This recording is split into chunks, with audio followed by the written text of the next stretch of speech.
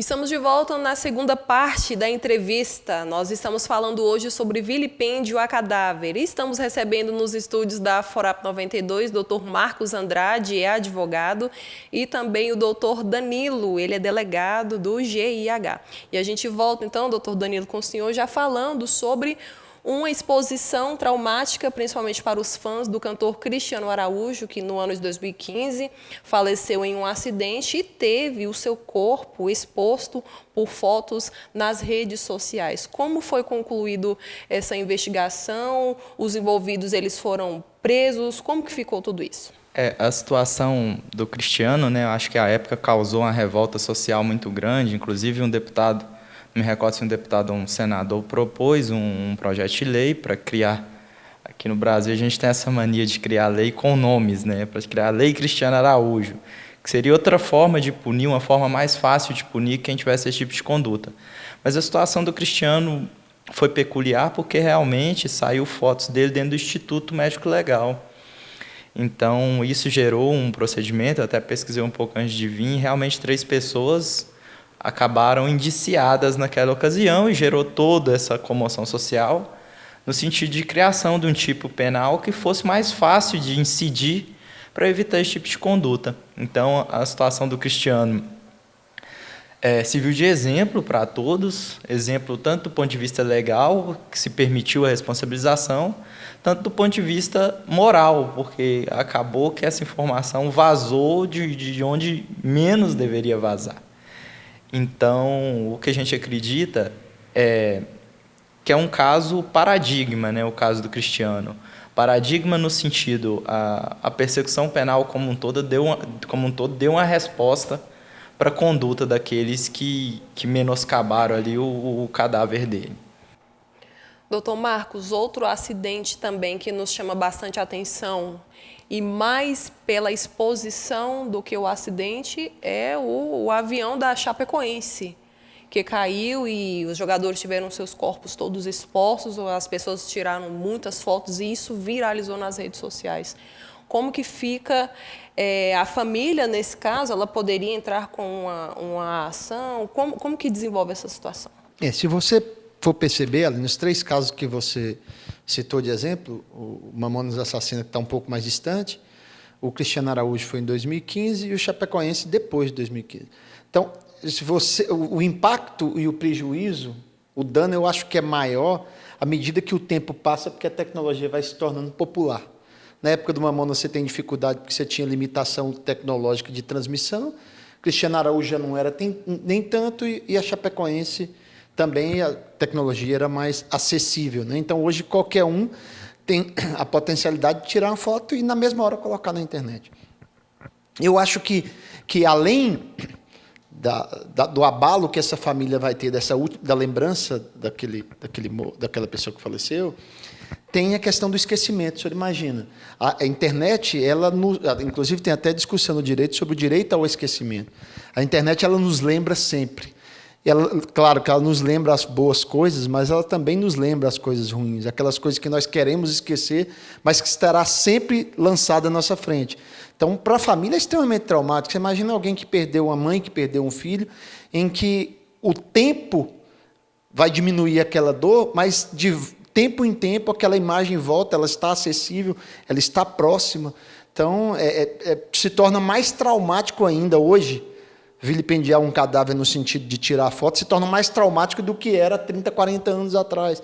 Porque quando cai na rede é praticamente se eterniza, né? Porque é sempre muito fácil. Está a um clique aquela imagem. Se você colocar no seu Google aí, imagem da Chapecoense, provavelmente você vai até encontrar algumas imagens, assim como de Cristiano Araújo. E para a gente concluir esse assunto, então, é um assunto muito amplo, vasto, que a gente poderia ficar aqui um longo período falando sobre, mas essa semana aconteceu um acidente aqui na cidade de Formosa, onde um rapaz de 25 anos, um motociclista, ele colidiu com a haste de uma tenda e as imagens da câmera de segurança mostram o momento que ele é lançado ao solo e ele vai adiante por alguns metros. Algumas pessoas estavam dizendo que seria vilipêndio a cadáver, mesmo a câmera filmando de longe. Seria um vilipêndio ou não, doutor Danilo?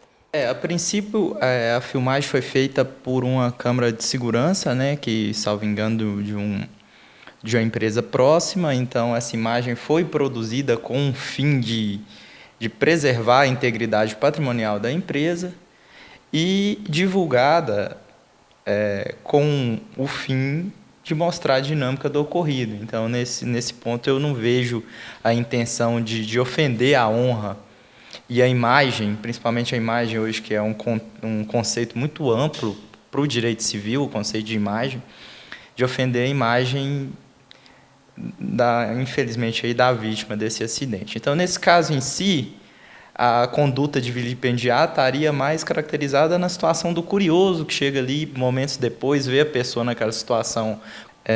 Então, o que deve ficar bem claro para qualificar o vilipêndio seria mesmo o ânimos, aí, a intenção de quem faz a divulgação. A divulgação, por exemplo, a título jornalístico, que não está colocando a pessoa ao ridículo, ela tem cunho informativo. A questão, muitas vezes, que existe hard cases, né, casos difíceis, zonas cinzentas, que você tem que definir entre o lícito e ilícito, que pode gerar alguma confusão, mas, na grande parte, quando a imprensa está fazendo aquela divulgação a título meramente informativo, muito bem citado o exemplo aqui do doutor, da denúncia que foi feita na situação lá da praia. Então, assim, dentro deste contexto, a princípio, não há nenhuma interferência do direito penal. A gente fala que o direito penal só dá de reserva, né? Essa é uma lição aí de Nelson Gria, uma lição antiga, que ele só vai agir quando os demais soldados, que são outros ramos do direito, não conseguirem evitar aí o ato nocivo. Nós vamos concluindo o nosso vídeo por aqui, mas antes o doutor Marcos vai falar para a gente sobre o artigo 212. Então, explana mais uma vez, doutor Marcos, para a gente sobre esse artigo. E eu fico aqui pensando e desejosa de que a lei pudesse estar um pouquinho mais apertada para que as pessoas que fazem esse tipo de divulgação intencionalmente pudessem ser punidas. Eu vou fazer a leitura para você do artigo em si. Artigo 212 do Código Penal, vilipendiar cadáver ou suas cinzas. Pena, detenção de 1 a 3 anos e multa. Aqui é que define a conduta que caracteriza o crime, ou seja, a ideia de vilipendiar. Quando você fala, Aline, eu acho, até estava conversando em off aqui com o doutor Danilo, nós estávamos conversando sobre isso, mais do que punir do ponto de vista criminal, a conscientização das pessoas de que aquilo ali não é algo saudável. Saudável para quem vai, saudade para quem fica. É saudável para quem fica, porque fica com a saudade e aquela lembrança ruim, aquela imagem ruim. E as pessoas precisam ter consciência disso, de que se não tem intuito jornalístico, de denúncia, ou que até no intuito artístico, né, porque tem gente que analisa aquilo do ponto de vista artístico, que não compartilhe. Não tem porquê, não há. Você imagina, e tem pessoas, uma criança que vai ver uma imagem daquela traumática, que às vezes hoje é muito comum o filho pegar o celular do pai para jogar, de repente recebe no grupo uma imagem de um corpo todo dilacerado, porque alguém resolveu transmitir aquilo ali, compartilhar aquilo ali, sem nenhum propósito específico, apenas com propósito de curiosidade, de mostrar o grotesco. Então, eu acho que as pessoas precisam ter consciência disso, é necessário conscientização, é necessário que aquela conduta ela não é a adequada do ponto de vista social e que as pessoas, então, passem elas a tutelarem essa vontade, essa curiosidade, para evitar. O doutor tem tanto serviço aqui na delegacia, a quantidade de inquérito para limitação humana que se tem, dificilmente consegue concluir um inquérito desse aí, porque às vezes não tem nem prova, não tem intenção, não tem dolo. E as pessoas precisam ter mais essa consciência, que eu acho que é o mais importante. Só mais uma pergunta para a gente fechar. Doutor Danilo, eu queria que o senhor falasse conosco o seguinte: eu já acompanhei alguns programas de televisão que, na verdade, eles parecem mais ser um reality show dos horrores. São programas jornalísticos que expõem o acidente. Eu não sei se os senhores já acompanharam esse tipo de material, mas existem programas que mostram o morto, que mostram um corpo exposto, que mostram sangue, fluidos, enfim. Isso é permitido pela lei? Em tese, essa conduta pode vir a caracterizar crime. Como eu digo em tese, é porque a situação concreta é que vai determinar a melhor orientação. Existem vários julgados na órbita civil, atribuindo o dever de indenizar por dano à imagem de programas como este. Então, e a família muitas vezes opta por usar a tutela do direito civil, a tutela reparatória mesmo do dano à imagem. Então, é algo comum.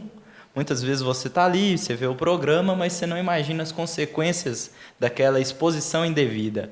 Então, é comum nos nossos tribunais a condenação dos veículos, principalmente esses veículos que acabam tendo uma conduta desonrosa, desrespeitosa com a vítima e com a família. É comum tais veículos sofrerem condenações perante a justiça de cunho pecuniário, menos comum do ponto de vista penal, mas isso muitas vezes não é noticiado. Então, é possível que você veja uma situação ali que você acredita que é uma situação sem o mínimo de razoabilidade, que posteriormente o veículo de informação vai ter que arcar com esse custo. Nós queremos agradecer a participação do Dr. Marcos aqui nos nossos estúdios. Dr. Danilo, espaço para os senhores com as suas considerações finais. É uma honra estar aqui, né, com o Dr. Marcos, contigo aqui, batendo esse bate-papo, né? E estou aqui à disposição, sempre que minha companhia for bem-vinda, estou aqui à disposição para passar informação para vocês, que é um veículo de imprensa que a gente sabe aqui do quão longe chega no cidadão formosense, e também para poder estar aí passando um pouco de informação para o cidadão formosense, não só informação do ponto de vista jurídico, mas também informação do nosso trabalho que a gente faz na Polícia Civil. Estamos aí em meio à crise do Covid, trabalhando e tentando concluir os homicídios lá, para poder fazer um serviço à altura que eu sei que o cidadão de Formosa merece. Dr. Marcos. Bom, Aline, faço minhas palavras do Dr. Danilo. Para mim também é uma honra estar aqui com vocês, participando disso aqui. Sei do trabalho, sei do pioneirismo e da inovação que vocês buscam colocar no trabalho de vocês. Então, sempre estarei presente que solicitado, é uma honra minha. A honra é toda nossa, muito obrigada mais uma vez. Nós estivemos aqui nos estúdios da FORAP 92 recebendo o Dr. Danilo, ele é delegado do GIH, e falamos também com o Dr. Marcos Andrade. Nós encerramos por aqui, até a próxima.